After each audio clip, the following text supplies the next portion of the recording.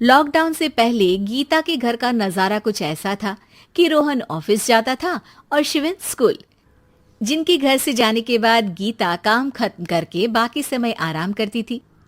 लेकिन लॉकडाउन के बाद ऑफिस और स्कूल घर में ही खुल गए और इससे गीता का हाल वो तो आपको देखने में ही मजा आएगा। शिविन, ओ शिविन, महाराज उठने के लिए क्या 21 तोपों की सलामी लेंगे? अरे बिस्तर से बाहर निकल, ऑनलाइन क्लास स्टार्ट होने वाली है। अरे तुम भी हद करती हो, स्पीकर की तरह चिल्लाने की क्या जरूरत है? दिख नहीं रहा मेरी कॉन्फ्रेंस चल रही है। अब कैमरा और स्पीकर ऑन कर रहा हूं, मुझे कोई शोर नहीं चाहिए। इस पर जैसे ही रोहन लैपटॉप का कैमरा और स्पीकर ऑन करता है तभी कुकर की सीटी बजती है। करा लो अब इसे चुप। लॉकडाउन नहीं हुआ, मेरी मौत का फरमान जारी हो गया। दोनों बाप बेटे ने नाक में दम किया हुआ है। ऐसा बोलकर गीता वहां से शिविन के कमरे में पहुंच जाती है, जहां शिविन अभी भी सो रहा होता है। ओ आलसी, अब अगर 5 मिनट में नहीं उठाना तो आज तेरा गेम और यूट्यूब कैंसिल। माँ की बात सुनकर शिविन बिना 1 मिनट गंवाए उठ खड़ा होता है। उठ गया, अभी नहाकर भी आता हूँ। ये नाटक कहीं और, मुंह पर गीला कपड़ा मार और पढ़ने बैठ। शिविन की ऑनलाइन क्लास स्टार्ट हो जाती है, जिस पर गीता उसे वहां बिठाकर रसोई में चली जाती है। थोड़ी देर में उसे कमरे से कुछ आवाज सुनाई देती है, जिसे सुनकर वो कमरे में वापस आती है। हाय राम, तुझे क्लास अटेंड करने के लिए बोला था, कैमरा ऑफ करके बिस्तर पर नाचने के लिए नहीं बोला था।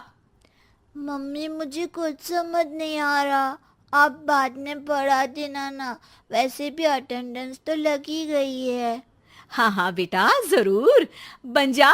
तू अभी से हम सबका बाप बन जा। अरे नहीं मतलब कहाँ से लाते हो इतना दिमाग, और पढ़ाई करते हुए ये चला कहाँ जाता है? नाइस क्वेश्चन, दिमाग से पूछकर बता दूंगा।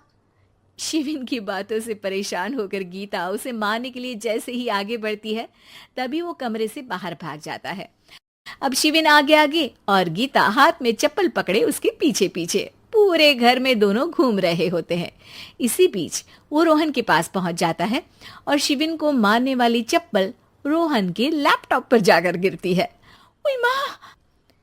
मम्मी, अब पापा को चप्पल मार रही हो? वो आज तक के रिपोर्टर, चुपचाप जाकर क्लास अटेंड कर ले, नहीं तो अगली तेरे पीछे लगेगी। इस पर शिविन वहां से चला जाता है, जिसके बाद रोहन गीता से कहता है, इस सर्कस के लिए कुछ बोलना चाहोगी? अरे क्या करूं, जब से तुम दोनों घर में रहने लगे हो, घर अपने आप ही सर्कस बन गया है और मैं तुम्हारी नौकर। कभी बेटी को संभालो तो कभी बाप के नखरे उठाओ।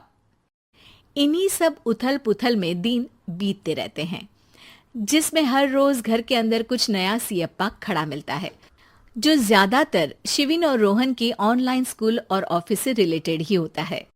एक सुबह, शिविन चल उठ, आज की क्लास जल्दी है। कैमरा ऑफ करके आप अटेंड कर लो। अरे ऐसे छित्तर पड़ेंगे, दादी नानी सब एक साथ याद आ जाएंगी। गीता की लाख मशक्कतों के बाद क्लास तो खत्म हो जाती है, लेकिन उसके बाद शिविन फोन इस्तेमाल करते हुए इंस्टाग्राम रील बनाने लगता है। रसोड़े में कौन था? तुम थी, मैं थी, कौन था? कौन था? हाँ, मैं गरीब हूँ। अरे ओ गरीब के बेटे, आजा, मैं बनाती हूँ तुझे गरीब। मैं बताती हूँ रसोड़े में कौन था। पढ़ाई करने बोलो तो इनकी माँ मर जाती है, और ये पागलपंतियां जितनी मर्जी करा लो। गीता शिविन को डांट रही होती है, तभी रोहन बीच में बोल पड़ता है। अरे बच्चा ही तो है, इतना गुस्सा क्यों कर रही हो? बेटे का साथ देने की इसी एक कोशिश में अब शिविन के साथ साथ रोहन भी गीता के गुस्से की सूली पर चढ़ जाता है। अगर बेटे पर इतना ही प्यार आ रहा है तो इसे क्लास अटेंड क्यों नहीं कराते, इसका होमवर्क क्यों नहीं कराते?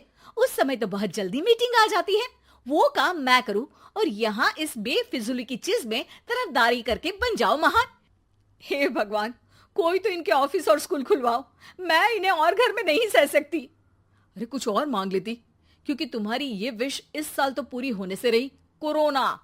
हाय नास बेटे ने जिंदगी ही बर्बाद कर दी। खाए कोई पचाए कोई, कल मुझे चुन चुन कर सबको मेरी बद्दुआ लगेगी। उन्होंने दुनिया का और इन बाप बेटे दोनों ने मेरा जीना मुश्किल कर दिया। गीता वहां से चली जाती है, जिसके बाद रोहन शिविन से कहता है, अरे तुम्हारी मम्मी इतनी भड़की हुई क्यों है? आपकी वजह से पूरा समय घर में रहते हो और उस पर कोई काम कराने की जगह बस ऑर्डर देते रहते हो। अच्छा बेटे, सारा इल्जाम मुझ पर? पूरा दिन तो वो तुम पर ही चिल्लाती है।